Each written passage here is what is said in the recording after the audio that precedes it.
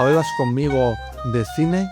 Hoy nos acompaña Gonzalo Manso, que debuta como director en el campo del largometraje después de cortos y muchísimos trabajos publicitarios con 2 días.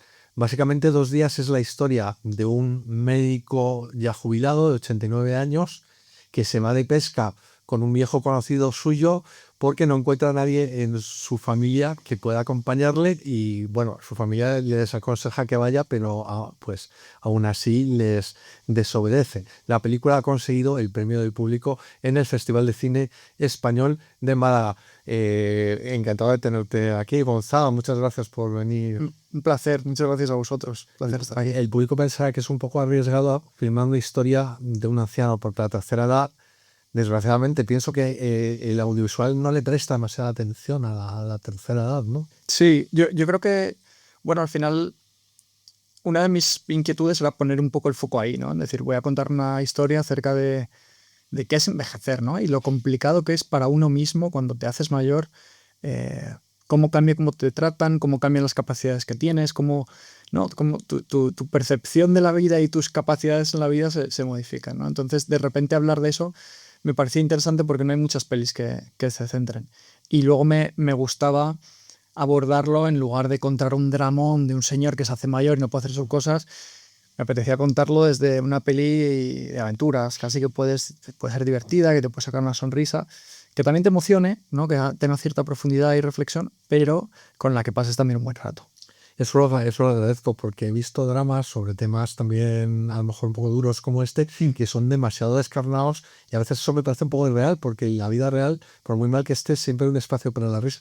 Es verdad que esta película, o sea, tiene momentos cómicos, o sea, que la gente se ríe. Sí, sí, totalmente. A mí es verdad que a mí me pasaba, ¿no? La peli está muy inspirada en mi abuelo y cuando él empezaba a estar peor y perdía más la memoria, de repente, claro, había momentos como muy tensos y muy feos, pero luego había momentos que tenía humor, ¿no? De repente él decía, ¿quién me ha robado el martillo? Ah, se ha colado aquí un caco y me ha robado el martillo. Y yo, abuelo, ¿cómo se va a colar aquí un caco a robarte el martillo? ¿Sabes? No te acuerdas tú dónde lo has puesto. De repente se descolocan, cambian su percepción y dan situaciones como un poco absurdas, pero también divertidas. Y yo creo que abrazar eso y contarlo desde un punto más asequible también es bueno.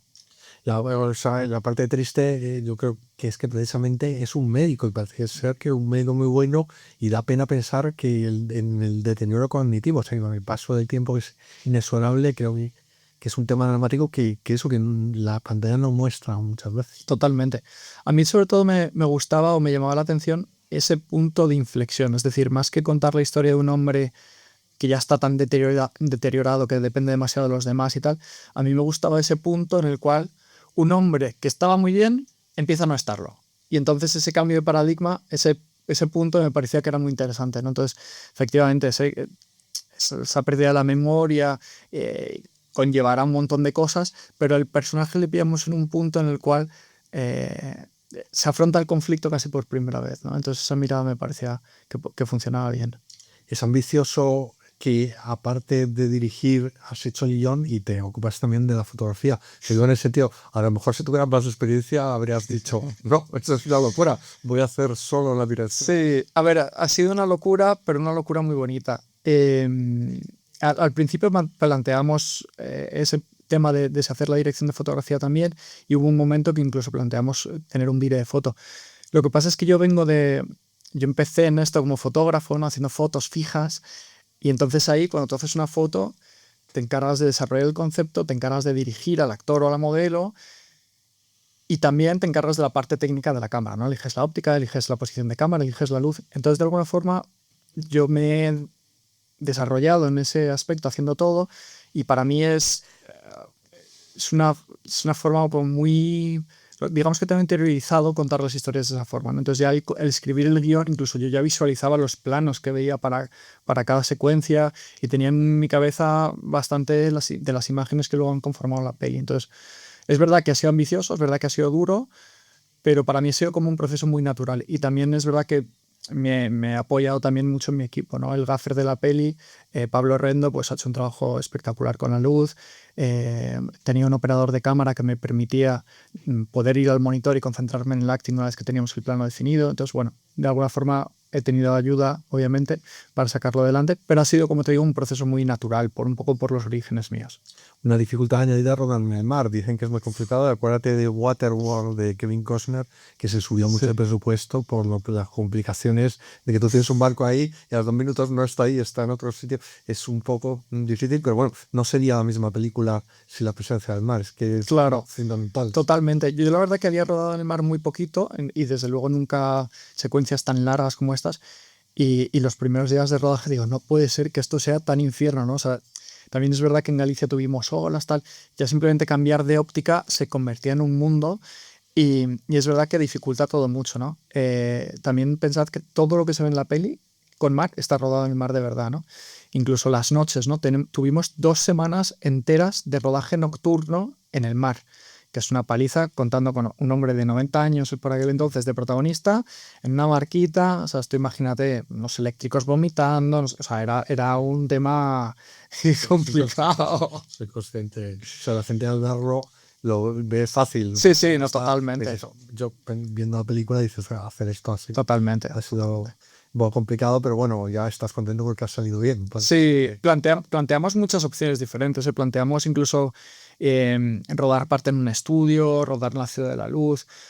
Sin embargo, a mí me da miedo que teniendo tanto metraje en el mar, de repente se nos notaran las costuras de la postproducción y perdiera realismo, ¿no? Entonces yo al final aposté por, oye, vamos a hacerlo de verdad, vamos a tener el traqueteo del mar, vamos a estar ahí metidos y que se sienta que están ahí de verdad, ¿no? Entonces, bueno, fue una decisión que tomamos como 1 mes y pico antes de rodar, o 2 meses, y la verdad que ha sido muy duro, pero me alegro de haberla tomado.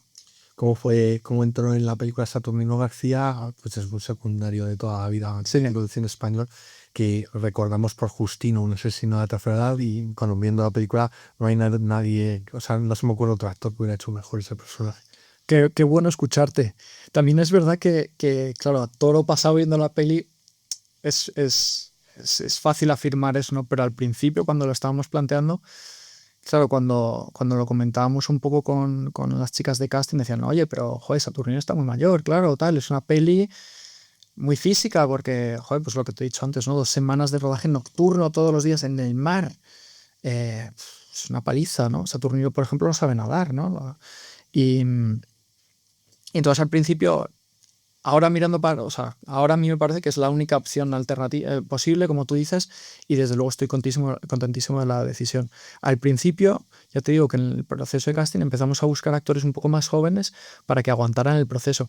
Pero en cuanto vi la primera prueba de Saturnino, tuve claro que era él. O sea, no había... A veces que el casting es como un flechazo, tío, que no sabes muy bien explicar, ¿no? Cuando ves a una chica que de repente tal, o un chico, pues con Saturnino me pasó un poco igual, ¿no? A nivel profesional, que yo le vi actuar, le vi los ojos, la mirada, y vi algo ahí que veía en mi abuelo, no sé, de repente conecté mucho y me transmitió mucha verdad y me tiré al cuello a por él, vamos. Entonces, o sea, yo como espectador lo que veo es que tiene como la autoridad de un tío que es un médico, que, o sea, que él se lo veo, que lo ha conseguido reflejar, tiene también algo de sentido del humor y sobre todo mucha humanidad.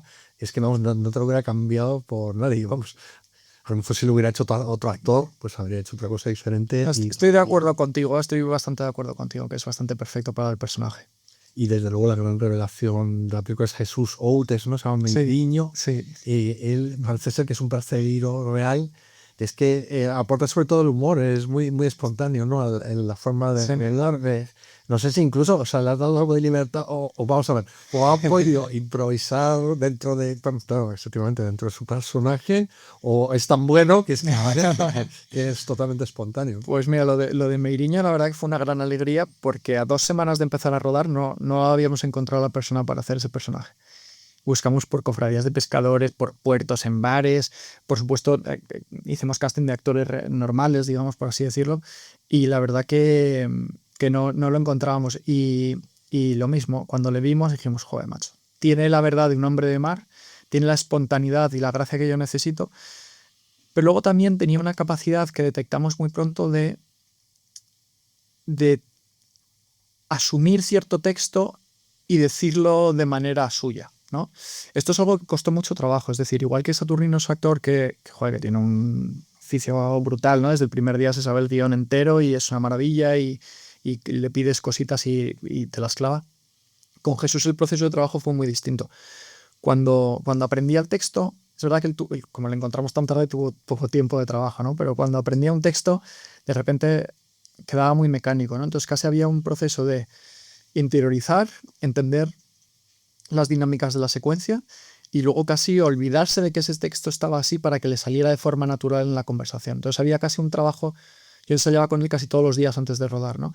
Y había un trabajo previo que fue muy importante. Pero claro, cuando llegabas a ese punto en el que le surgía de verdad, era una maravilla, ¿no? También es una persona que es muy inteligente, extremadamente inteligente, y creo que eso fue fundamental para que pudiera sacar adelante el personaje. Ojalá no más películas porque Sí, me ha parecido estupendo. qué bueno. También me ha gustado pues la esposa de Neil Blomkamp, que se llama Melania Cruz. No, la esposa de Melania hace de hija. Melania Cruz hace de hija. Y la abuela, que es la esposa de Saturnino, es Aurora Maestres. Esta genial. Sí, También. muy espontánea. Esa, fíjate, tiene 90 años también y yo creo que es sin duda la persona de todo el rodaje que más improvisaba. Sí, sí. Y además son improvisaciones como dentro del guión, pero metía como frasecitas aquí y allá. Y digo, joder, qué cabrón, aquí bien ha metido esta aquí. Me encanta, la rescato, ¿sabes? Sí, o sea, luego te quedabas con ello, pero ahora puro, ¿no? Sí, sí. Te comentaba bueno, antes de empezar la grabación que es que me ha impresionado el retrato del nieto. Es un nieto que es lo que refleja mientras ve la película es que se siente culpable porque no ha ido a acompañar a su abuelo, él se ha ido con sus amigos a tomar una copa, pero lo que pasa a cualquier ser humano cuando llega a la adolescencia, juventud, ¿no? Pues que tiene que hacer su vida y de repente se siente culpable por no haber pasado tanto tiempo con su abuelo porque se da cuenta de que el tiempo no pasa mal, de que le queda Claro. mucho tiempo quizás. Y los espectadores nos sentimos un poco identificados con ese personaje. Qué bueno que te haya gustado ese personaje porque, bueno, a mí me parecía fundamental para que el espectador de repente, bueno, tuviera ese punto de vista que creo que complementa un poco el cuadro de toda la familia y de las relaciones que hay ahí. Pero confieso que ese personaje está muy basado en mí o inspirado en mí y bueno, entonces me hace especial ilusión que te haya funcionado, ¿no? Un poco por lo que tú decías, ¿no? Que yo cuando era niño iba con mi abuelo al infierno, si hiciera falta, ¿no? Era mi superhéroe, él me decía, vamos a podar, pues a podar, vamos a pescar, lo que sea. Y llega un momento que te empiezas a hacer mayor y te empieza a gustar una chica o quedas con unos amigos, no sé qué, y le vas dando de lado, ¿no? Y entonces de repente eso, ves que el tiempo pasa, que se hace mayor, que está solo, que a lo mejor está más triste, que está más jodido, pero tú estás haciendo tu vida y bueno, ahí hay como un pequeño conflicto y me parecía interesante retratarlo. Cuando metes verdad en un guión, se nota, yo creo que lo transmites. Quizás el público ha notado eso porque la película decía antes que ha ganado el premio del público en el Festival de Málaga. A mí me parece que de hecho me fío más casi siempre del premio del público cuando hay un festival, porque dices que es una película que ha conectado con la gente, o sea, que le ha gustado, que luego las películas que han ganado los premios principales, ¿no? No sé si, o sea, la primera película que ganaron en el público en Málaga, que más este año estaba especialmente competitivo, muchísimos Sí. calidad. Yo creo que es un comienzo, por lo menos. Sí, desde luego. Para mí fue muy emocionante porque, claro, tú imagínate que yo llevaba 3 años trabajando en el proyecto, ¿no? Y que hay muchas partes que son muy solitarias, ¿no? Que yo empecé a escribir esto solo, son 4 ideas en una libreta, empiezas a desarrollarlo, se convierte en un guión y bueno, empiezas a rodearte de gente para desarrollarlo, ¿no? Pero realmente en Málaga fue la primera vez que la enseñamos a un público que no sabía nada del proyecto. Entonces, después de 3 años, meterte en una sala y empezar a escuchar que la gente se ríe, que de repente hay silencios, que hay emoción, y dices, joder, esto está funcionando, ¿no? Y entonces la verdad que la acogida fue muy buena, el coloquio después que hicimos, las preguntas súper interesantes y luego ya llevarnos el premio al público pues fue un colofón que fue una alegría inmensa, claro. Esto ha sido muy distinto porque vienes de la publicidad, o sea, como dar una película al final, tengo que desaprender tu oficio. Y otro porque era completamente distinto, no tiene nada que ver. A ver, claro, a mí la publicidad, fíjate, no reniego para nada de la publicidad porque creo que se aprende muchísimo, ¿no? Un día estás rodando un anuncio de coches, el otro día estás rodando un anuncio de cerveza, el otro día estás rodando con niños. Entonces te da muchas herramientas y muchas herramientas técnicas que te permiten afrontar muchas cosas. Y a mí me ha servido para desarrollar también, digamos, al menos saber técnicamente qué es lo que quería o qué voz quería tener de cara a la película, ¿no? Pero claro, el rodaje es muy diferente. Nosotros en publicidad a lo mejor tenemos 3 días para rodar un anuncio de 30-40 segundos y aquí en un día tenía que rodar 5 páginas de guión, ¿sabes? Que son 5 minutos de Muy peli. complicado, sí. Son otros ritmos, otros tiempos y todo. Pero bueno, eh, yo lo que he intentado es coger ese bagaje que estoy muy agradecido de haber tenido de la publicidad y tratar de ponerlo a favor de las historias que ahora quiero contar, ¿no? Y hablando ya para terminar de las historias que quieres contar, ¿tienes más historias que contar? O sea, ¿esperas, estás preparando alguna otra cosa? ¿O ya de momento bastante tienes con promocionar esta película? Claro. Que es como para meterte en otra odisea, ¿no? Pues fíjate, estoy ahora tan enamorado del proyecto que cuando pienso en lo siguiente me siento como si estuviera poniendo los cuernos un poco a la propia película y me cuesta un poquito. Sí que tengo otras ideas y otros proyectos en el cajón. De hecho, tengo algunos guiones. Tengo un guión de una serie que es muy potente. Tengo también un guión de un largometraje.